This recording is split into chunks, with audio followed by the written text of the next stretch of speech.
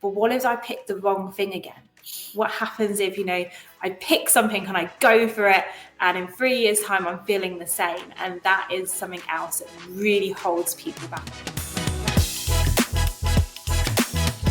Hello and welcome to our Spotlight series. I'm your host, Carla, Egan, and today we're talking to a career strategist who has been featured in several publications discussing modern leadership. She has over a decade experience working with a variety of leaders from diverse industries and clients from mining, retail design, Formula One, and even Meta.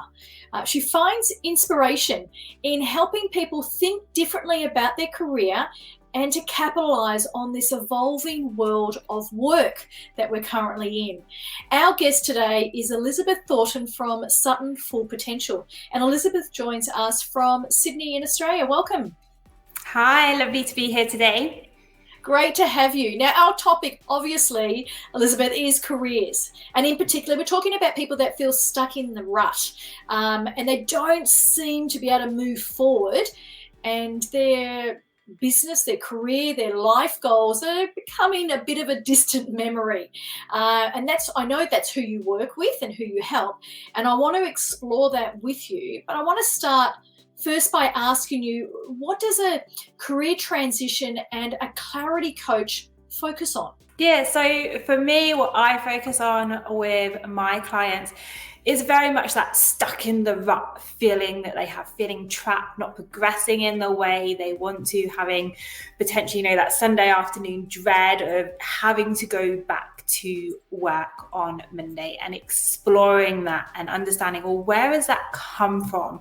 And how has it got to that stage where you're dreading going to work and you're not getting what you want from work? Because work can be something we love and we enjoy and we're excited for. Yeah, we all have ups and downs, but if overarching that feeling is, I don't want to go, I don't enjoy what I'm doing, I work with my clients to kind of really unpack those feelings. So get them to really dig deep and reflect on how have they got to that stage?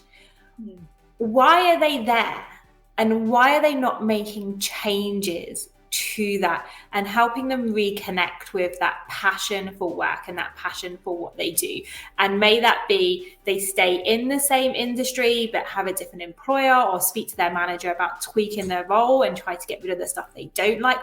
Or is it being completely open-minded and trying something very different that's going to bring them joy, and finding out what is that work? What does fulfilled work look like for them? I love the clarity that you bring to your focus as a career strategist for someone. Now, I know you tend to attract a lot of the young professionals that are starting out in their career. What prompts them to engage a career strategist, especially when it's early on in their career?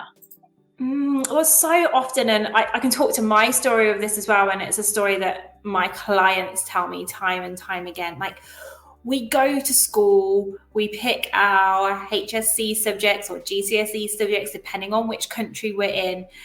And then those subjects determine what we can study next and what we can do at university. And we're making these decisions at like 16 and 18.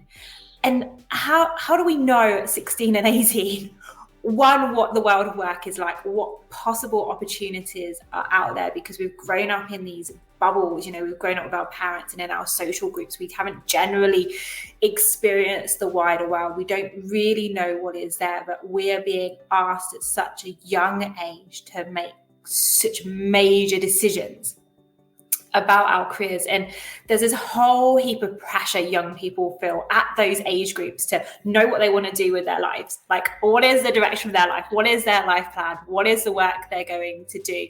And for some, they hit the nail on the head, get it right first time round.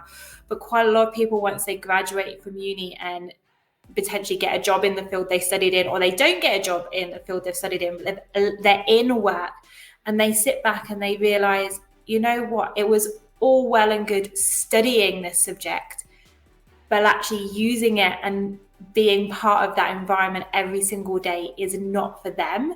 and they want something different. They're realizing that, work doesn't have to be this thing you dread. And let's get it right when we're young, right? Like when you don't have all of those responsibilities of mortgages and children, let's play with your career and find the thing that brings you fulfillment. So when you do have all of those responsibilities and you have the big mortgage and the children and the rent or whatever it may be in your life, you're actually generating income and wealth by doing something you love. And that's very much the thing that kind of draws the younger professionals to me, of them going, actually, I can't see myself doing this for the next 10, 20, 30 years and hating what I'm doing. So let's play with my career now. Let's explore my career now. So I find that thing I love when I have all of the added pressures that come as we just go through life, as we get older. I love your explanation, and I've just written down a couple of things. Who does know what they want to do at the age of 16 or 18? I mean, really. And I actually personally know 3 young professionals that, under the age of 25, that have already had a career change. Yeah. One's gone from accounting, thinking that that's the pathway that perhaps their parents may have influenced, and gone into the police force. So, you've touched probably a raw nerve with many people that potentially are listening to our podcast series, Elizabeth. Now, there's a lot of people that are stuck in their job. And in your experience, what holds someone back from not making that career change that they know that they probably need to do, but they don't? There's lots of different reasons, but the overarching kind of theme that comes out is actually fear. We get into a routine, right? We're going to work, we're doing our job. And if you are looking for a career change or you're unhappy, that's not necessarily because you're bad at what you're doing. You can actually be, and most of my clients are, extremely good at what they do. It just doesn't bring them fulfillment. It doesn't bring them joy. And it's that fear of, but this is all I know. This is all I've done. How can I do something else? How can I start at the bottom again? How can I, be an entry level person when I've got 2, 3, 5, 10 years experience? How can I go backwards? And it's that concern of potentially what it looks like in society, of changing a career and not being at the same level potentially. And there's nothing to say during a career transition that you go back in as a junior. You 100% can go back in at a mid or senior, depending on where you are in your career. If you can leverage your transferable skills and talk about them in a really meaningful way, you don't have to start again. But it's that security of going and always doing what you know in a safe environment, because you're good at it and it's not making you happy, but there is this fear that lurks behind of, how do I change it? When you're thinking about changing, the possibilities are endless, right? There isn't a roadmap at that stage. When you sit back and go, I don't want to do this anymore, all is in front of you is just options and choices, and that can be really overwhelming to narrow those down and find the right one for you. But then there's also the fear again of, but what if I pick the wrong thing again? What happens if, I pick something and I go for it, and in 3 years' time, I'm feeling the same? And that is something else that really holds people back. And that's one of the things I help people work through to ensure that they don't pick that thing again, or a different thing that's going to bring them the same joy. It is about getting that true clarity and finding that thing that's going to bring you fulfillment. Yeah, great. And overcoming the fear of making that change and that transition. So thank you for clarity around what you're doing. What other services do you offer people that are in that position that want to make that transition, either as a young graduate or a young professional that's, in their early parts of the career and want to make those changes? How else do you support them? Yeah, so I work in a number of different ways. So there's the one-on-one coaching program that is around, finding that clarity and finding what is that transition piece. Where do you want to go? And working through that journey with you. Potentially, and I have lots of clients that come to me and they say, actually, I already know what I want to do. I just don't know how to position myself in the market. I don't know how to write my CV.